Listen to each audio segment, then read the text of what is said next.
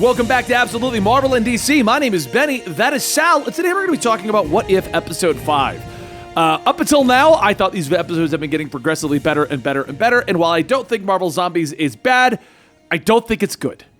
I think we're back to a middle-of-the-road episode. I do, Sal. I do. Now, quick recap for those who don't know about what happened in the Marvel Zombies episode. They basically pick up at the end of Infinity War Endgame. Hulk lands, discovers zombies took over. We then discover that Spider-Man and a few people survived, and they go on an adventure to find a cure. It's the story of Marvel Zombies, but told with the MCU people. Yes. That's basically it. The problem that I have with this particular episode, I did like it. I did, because I love Marvel Zombies. Yeah. So before we go into this, and everyone's like, "No, Benny!" This is going to be nitpicks, but they just did every stupid horror trope, and even had Spider-Man calling them out, which made it worse for me. Because then it was like, no, guys, we shouldn't separate. Have none of you seen a horror movie? Right, Spider-Man. Why are you still separating? Right, but they still did, though. I mean, I kind of liked Spider-Man putting a hat on all of the tropes so that they... Because here's the thing. The show is still only 30 minutes.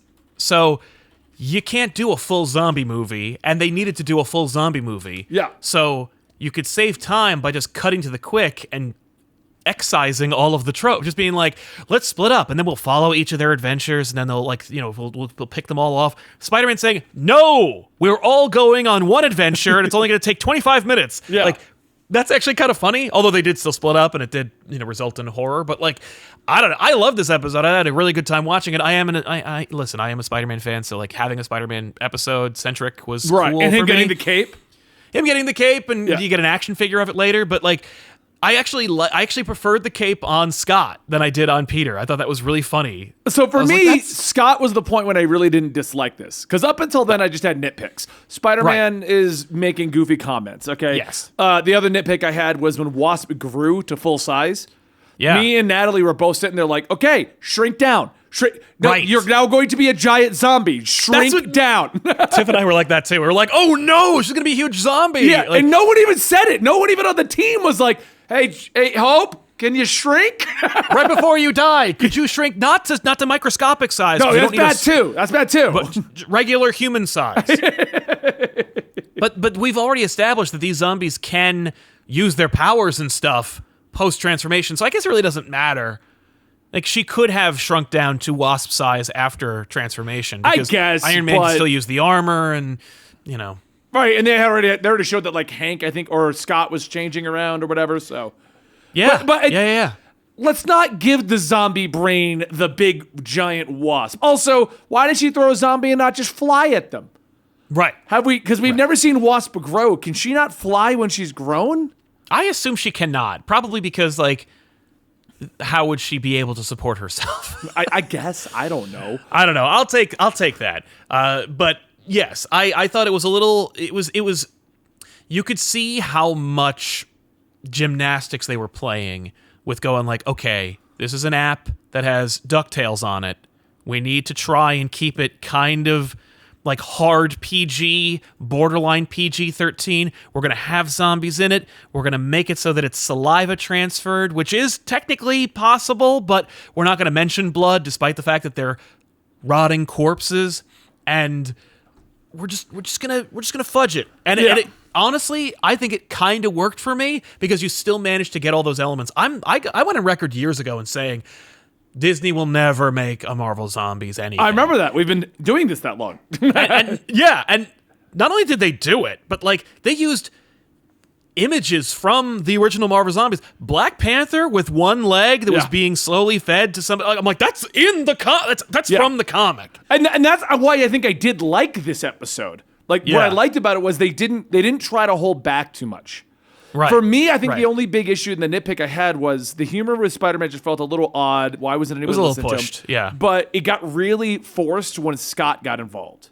Yeah. Because then he became a Futurama head with a cape. Right. Which, at that point, I guess that's where that's. I think that was maybe their way of being like, this will make anyone who might see it, who is too young or, you know, have a problem with it, realize that it's silly. Like maybe this is their way of kind of making it less I feel like horrifying. and this is my problem. And yes, all you commenters, it is a nitpick. Yeah. It just felt Disney-fied up.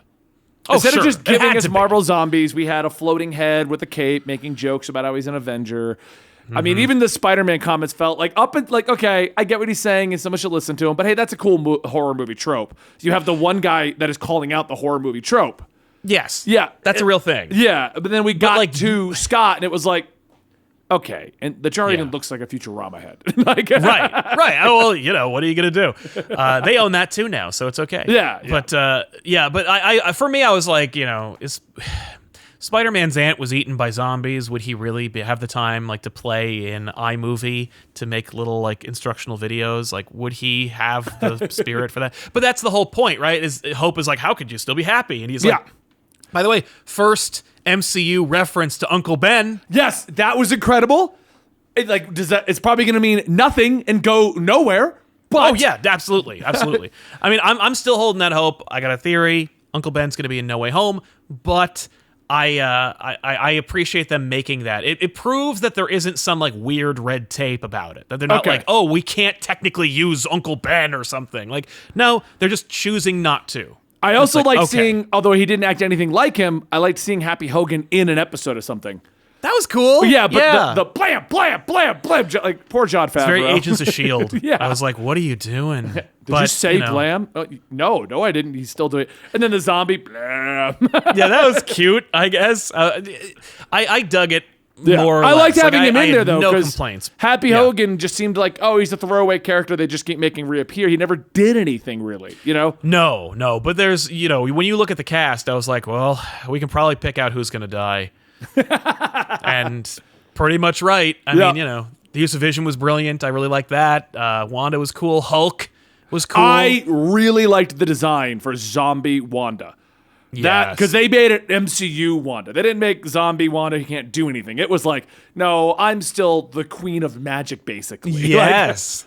Yeah, that was messed up. The scene of Bucky fighting Steve. That was cool. Yeah, I like was that. Was really cool. Him actually referencing that line, because it was like, I think from First Avenger, where he says something like, I'm with you to the end of the line, and then he says, this is the end of the line. I'm like, oh. And then he keeps the shield. I'm like, all right, people who are complaining, there's Bucky Cap. Here you go. I'm sure that'll come back. What do you think about the ending? Because the ending was left. It was fine when they were like, "We're going to Wakanda. We're going to find the cure." That was your standard what if ending. The hey, if you guys like this, we'll make it a mini series kind of an ending. That's what that was. They need to do that, and I was fine with that.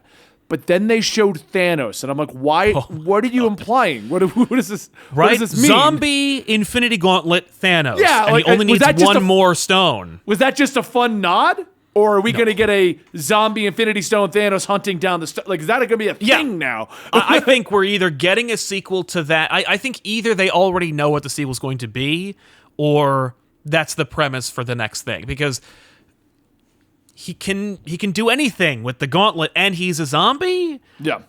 I don't know. I think that had huge ramifications for, not the MCU, but for this story, and for the What If series. I think we're going to see that come up. He could be the big bad. If What If is actually like a contiguous thing that will have like ramifications going forward, maybe zombie Thanos will be like the big That's what problem. causes he starts crossing the multiverse, and that's what causes the Watcher to arrive. Right, he's like, okay. They start crossing the multiverse. That's the problem in the comics. They start going to all these different universes and time periods. Right? So, right. Oh, that's right. That's what they do, yeah. Another cool nod to Marvel Zombies the comic. Way to go. Maybe. I don't know, but that's what I'm curious about. Same. Doctor Strange for me is still the best episode of this show. I don't think Zombies is terrible, but it's kind of on the same level as like the T'Challa one. Or even the Earth's Mightiest Heroes Dies, where it wasn't bad, but I can nitpick enough where I kind of like, I can knock it a few points. Sure. I liked it a lot. I wouldn't say it's my favorite episode of the series, but it's up there because I just enjoyed it, and it really leaned into the premise, and it was able to do Marvel Zombies. I mean, and I actually liked how they selectively were like, they have motor function, they have their powers, but they don't talk. And I'm like, thank you. Like the talking, when they started talking and having full conversations as the zombies, that was when it got weird in the comics. And then they gave it a reason, so it worked out again. But there was that weird period where it's like, every zombie can talk. It reminds me of this anime I saw called High Rise Invasion, where the rules were the villains are these guys with masks who can't talk and they're being mind controlled. And then as the show went on, now they can all talk and they're free thinking. And Okay. it's like, oh, so you just threw out your rules. Got it. Like, Oh, yeah. Well, I wanted to make more, you say. Yeah. This is cool. I dug it. Yeah. I thought you were saying this is cool to our chat the way you said that. Like, This is cool. We do a good show. oh, yeah. So this is cool. So I really appreciate you bringing that up. like That's this. great. Yeah, and if you no like problem. this as well, give this video a like, subscribe, and let us know in the comments down below. Please. Sal and I are having a touching moment. Yeah, You know, it's if good. only you had your co-host look at you the way Sal looks at me. All right, guys. Thank you so much for joining us today. Let us know your opinions down below, and we will see you next time right here at Absolutely Marvel at DC.